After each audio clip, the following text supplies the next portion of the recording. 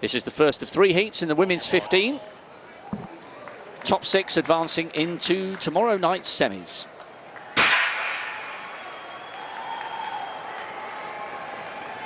Gail Devers alongside me, enjoying this first evening session of athletics in the stadium. Gail, a lot of people quite excited about Sinclair Johnson running over the 1500 metres. She certainly caused some waves this year, not just breaking 4, but by taking the national title and beating the likes of Elle St. Pierre to that crown. She did.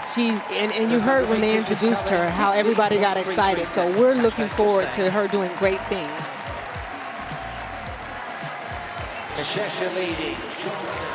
Johnson there in second place, just tracking Mashesha. Coming round to the bell. Georgia Griffith paying close attention to the early pace. Looks like it's Vanderlist just on the inside, the Belgian.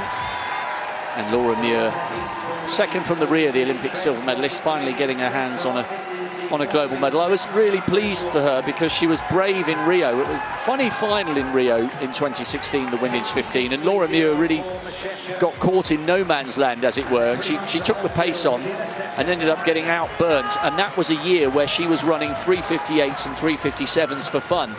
So it was brilliant to see her finally get that global medal in the Olympic arena, but she's just towards the back and hasn't had a perfect season.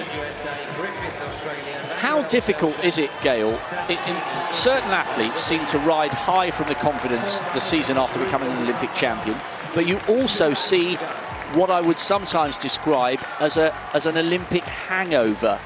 Can it sometimes be difficult the year after you've either achieved your lifetime goal of winning a gold, or in the case of Laura Muir, you've finally got your hands on a global medal, even if it isn't the gold? Can it be difficult to remotivate? It can be. There's also the pressures of, I hear people talk about, it was hard to have to deal with what's expected from you after winning, and then the pressure that you put on yourself. You're the target now. And so some people take that a little different. So it depends on the person, but yes, it can be difficult. Well, Laura Muir's face is a picture of concentration. And she now has moved through onto the shoulder of Mashesha. Johnson now a little bit boxed on the inside. Pen Freitas, the Portuguese athlete, 4:07 this season.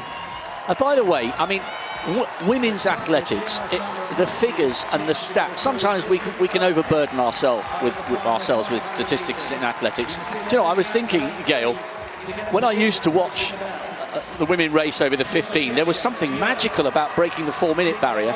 So I just had a little tickle.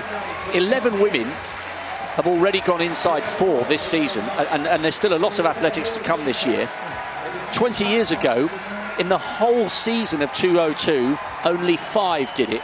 And if you go slightly slower, it shows you how much this event has changed. In 2002, only 30 women ran quicker than 4:05. This season, we've already had more than 50. Wow. So the volume of women running world-class times in this event has doubled in 20 years. Doubled, at least. That's amazing. Right then, we've been talking about the stats and the history. Let's get back to focusing on this race. With 500 to go, it's getting tasty, isn't it? Mengesha leads. Laura Muir in second place. Johnson getting roared on by the home crowd. Georgie Griffith coming through on the outside. Mashesha, Muir, Georgie Griffiths, Johnson. Really good running by those at the front, and Sabatini also making it through.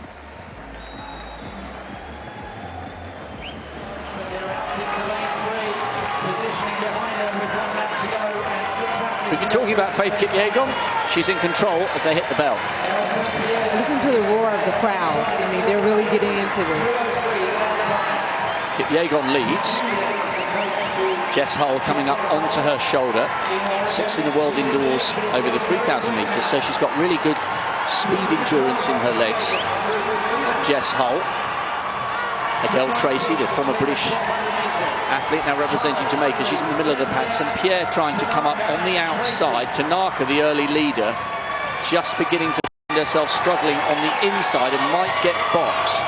Oh, big move, well spotted there, Gail. Big move there from St. Pierre. Just on the inside as Hailu comes round on her shoulder. No need to panic and no need to burn up for the win, because 6 are coming back for the semis, joining the likes of Mashesha and Laura Muir. But it's the woman who took that title ahead of Laura Muir last year who's going to lead them home. Kipyegon, very, very good running there. I'll tell you who else came through well for a place. Hannah Klein had a very quiet race, but she came through for a top 6 finish. Adele Tracy ran well.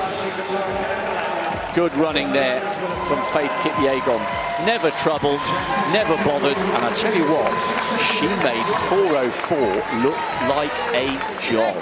She did. Winnie Chebet, her experienced compatriot, is in 3rd, and now we've got 2 little groups, and this front group of 6 is beginning to put some daylight between themselves in the second half of the field.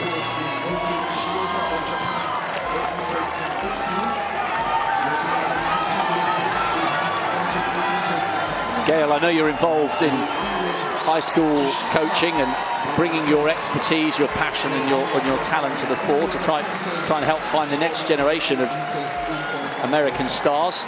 There are no shortcuts with middle distance training, are there? No shortcuts whatsoever. Got to put in the work if you want the results. Oh, such an atmosphere building here, you could hardly hear them ring the bell.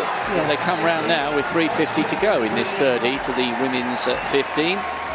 Gudaf Sege leading, Corianne McGee and Lyndon Hall, the American and the Australian, in 2nd and 3rd.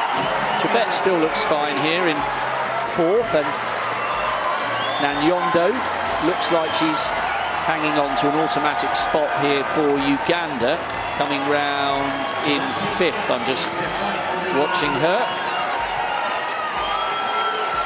And Trost running well, the German double national indoor champion. So these 6 look like they're clear and away, although they've got to be careful because there is one more athlete trying to come wide on the outside. And she has got into the top 6, pushing Nanyondo down to 7th at 4:02.6, so all the leading 7 will come through that one. It might have been Enaui who came through late. No denying who took it though. Gudaf Sege looking really comfortable. Well, she's going to need the race of her life to beat Faith Kipyegon, but if she can make a 4:02 plus change that look that straightforward, she's clearly arrived here in fine form.